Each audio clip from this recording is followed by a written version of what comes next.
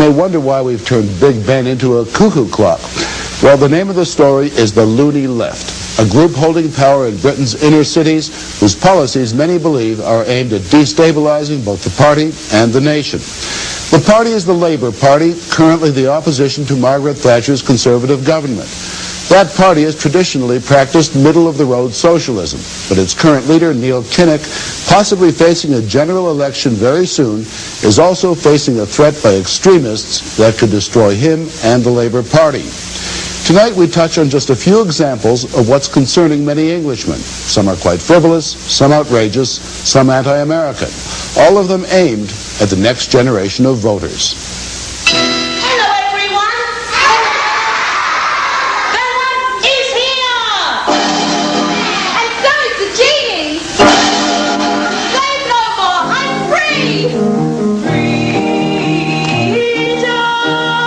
It is a production of Aladdin for schools in the London Borough of Brent. Aladdin rewritten with a new political message.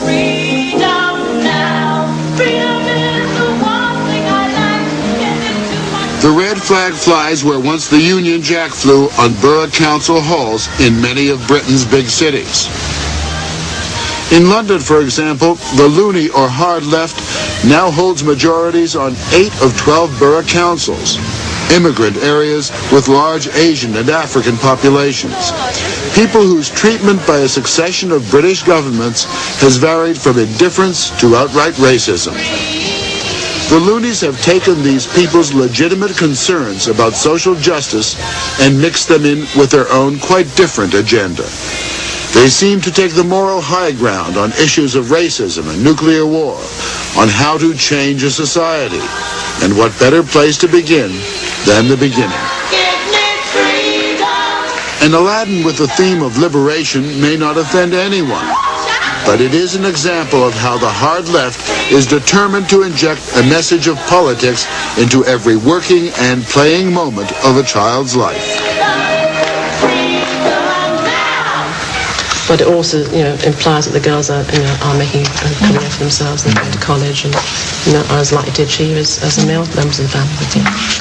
A meeting of the anti-racist, anti-sexist working party of the West Green Primary School, Borough of Haringey. The committee includes teachers, selected parents, and this man, the council's own political watchdog, a kind of ideological overseer. The committee's job is to purge the school library of books that it regards as racist or sexist. And this is one of the examples. In this, the horse is black and the horse is uncontrollable. It kicks people and hurts people. It's always negative. It's not a white horse. But at the end, hold on a minute. At the end, I'm coming to the it. horse is wonderful. Yes, the horse is tamed. White person. The horse is tamed by a quiet little passive white girl who gives it sugar. It's a bit sexist because the girl does it by giving it sugar. She doesn't, tame it or overcome it the way a male figure might. She used her mind over the muscles. Yes. Would you rather that Jennifer punched this horse between the eyes and she was so strong? I'd rather she had the choice. Yes, you have to undertake objective exercises like this. I don't think anyone at this table is saying it's easy, but it has to be done. I applaud the authority for having the courage to attempt that, to do that, because to me, that is the core of what education is about. It is about values. And what no longer has value in a number of London's inner schools are Snow White. The once beloved Dr. Dolittle is now an enemy of the children. So is Beauty and the Beast. Rupert Bear has been declared racist. And Thomas the Tank Engine has had his last run, derailed by charges of sexism.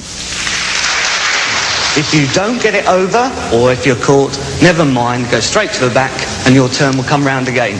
Okay, ready? Competitive games in schools are being phased out. Competition, goes the theory, produces elitism and failure. Thus, non-competitive sports. Games without rules or scores or beginning, middle, or end. Winners, losers are out. Excellence is out. And so is at least one school principal who believed in it. Brian Dugan was principal of St. Jude's School in the borough of Southwark. The school excelled in sports and academics. When a number of Dugan's students won scholarships, the Board of Education accused him of practicing elitism, and he was told in future to discard all scholarship applications. He wouldn't, and he was suspended. Did you feel that you were not being ideological enough to satisfy the authority? Absolutely, yes. This was the point. I either became more sympathetic towards the political aspects of education in London, or I resigned, and I chose to resign. Dugan has left to find work in Australia. Nathaniel Robson is also out. She is a 14-year-old high school girl in the borough of Camden. Her mother switched her school when she felt Nathaniel was being victimized by teachers with a Marxist view of history. One teacher was discussing the Cuban Missile Crisis. And he said the Russians had every right to send missiles into Cuba, because that was his personal view. And he told us that capitalists were stealing from the workers. Any other subjects politicized beyond history? Mathematics was. Maths isn't neutral, and it isn't culture-free, but is a product of the society in which it exists. It transmits the messages of that society, the political ideas of that society. Europe Singh was commissioned by the Inner London Education Authority to initiate non-racist mathematics. It is openly political. For example, in teaching percentages, the questions are phrased in terms of exploitation of the workers. There are people who gain from profit and people who lose from profit in society.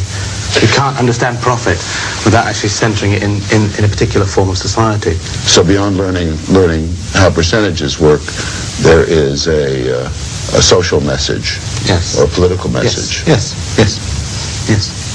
A maths paper, of all papers, recently set as a formal examination for all London schools the difference between spending on arms of the United States and the Soviet Union, showing an enormous increase in expenditure by the United States as compared with the Soviet Union. Carolyn Cox used to be a Labour supporter.